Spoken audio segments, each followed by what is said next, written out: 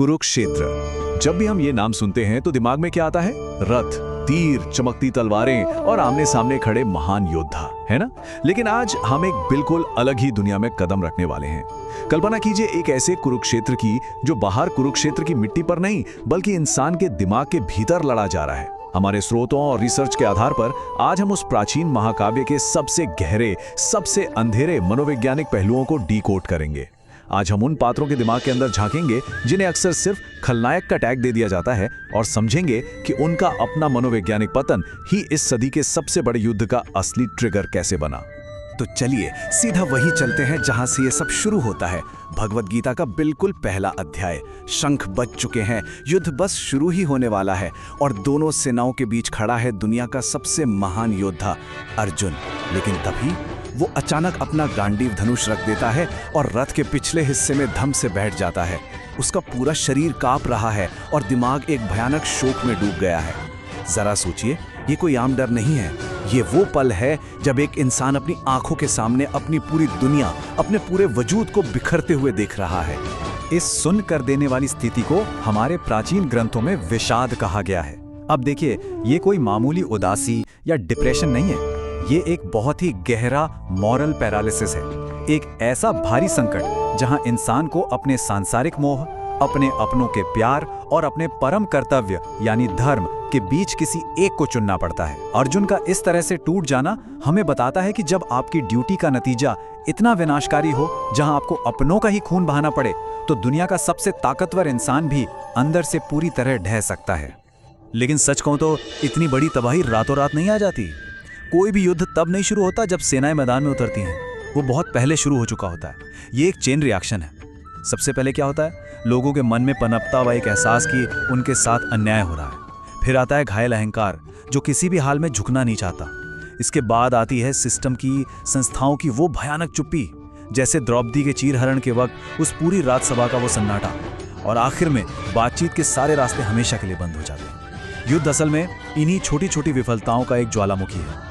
अब यहाँ जो सबसे दिलचस्प बात है वो ये है कि हमारे स्रोत हमें उस टिपिकल हीरो वर्सेस विलेन की बोरिंग कहानी से बहुत दूर ले जाते हैं।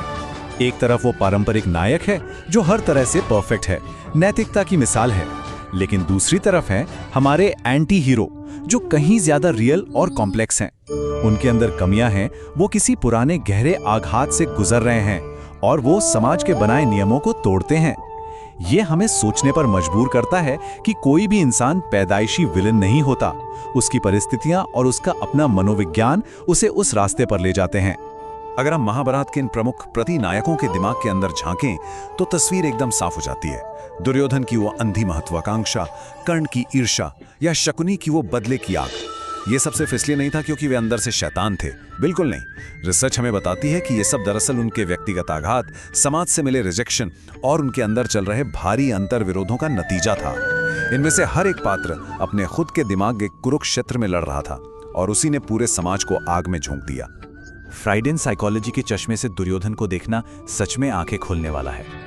होता क्या है कि दुर्योधन का सुपर ईगो यानी हमारे दिमाग का वो हिस्सा जो हमें सही और गलत, नैतिकता का फर्क बताता है, वो बेहद कमजोर था। और दूसरी तरफ उसका इड यानी उसकी वो आवेगी, स्वार्थी और बिना सोचे समझे सब कुछ पा लेने वाली इच्छाएं, वो उस पर पूरी तरह से हावी थी। उसका पूरा व्यक्तित्व इसी भयानक असंतुलन का शिकार था। अब सवाल ये है कि उसका अहंकार इतना विकृत कैसे हो गया?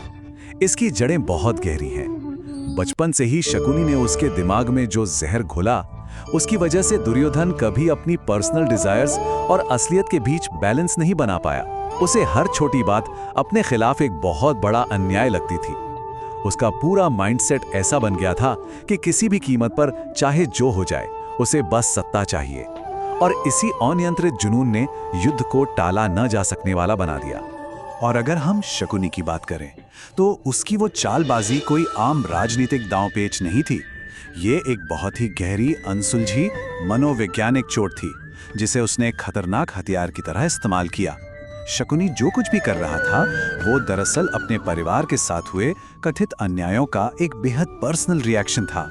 उसने अपनी उसी कमजोरी को अपनी सबसे बड़ी ताकत बना लिया और कुरुवंश को अंदर से खोखला करने का एक पूरा सिस्टम तैयार कर दिया।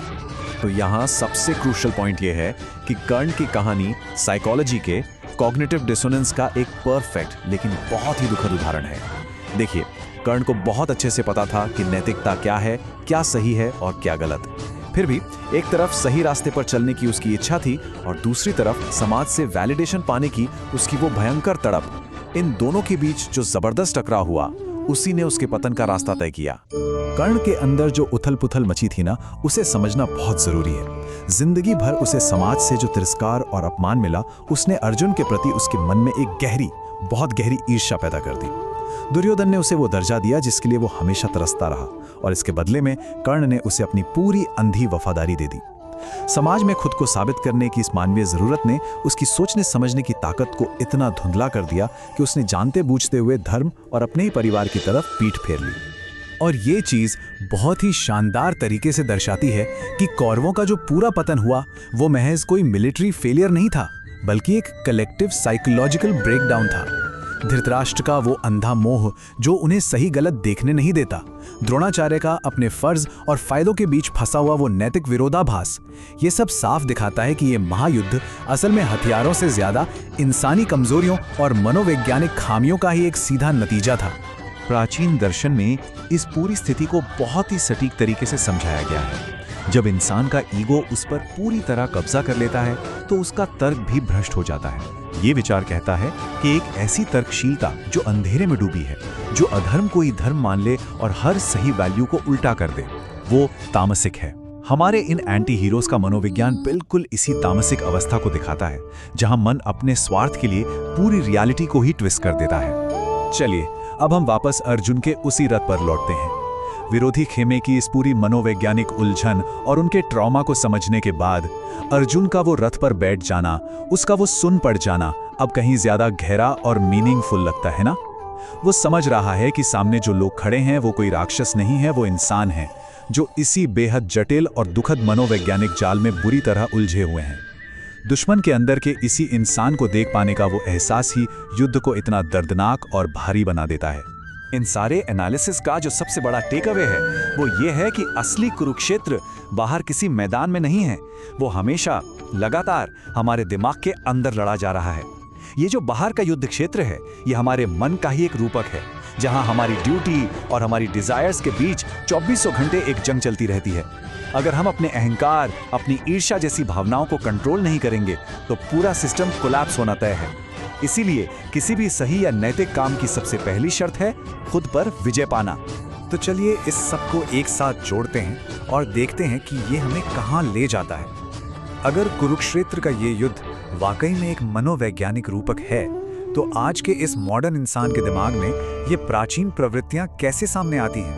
वो अनियंत्रित अहंकार, वो पुराने नासूर बन चुके आघात और वो अंधी वफादारी, क्या ये आज भी हमारी रोजमर्रा की जिंदगी और हमारे फैसलों पर हावी नहीं होते?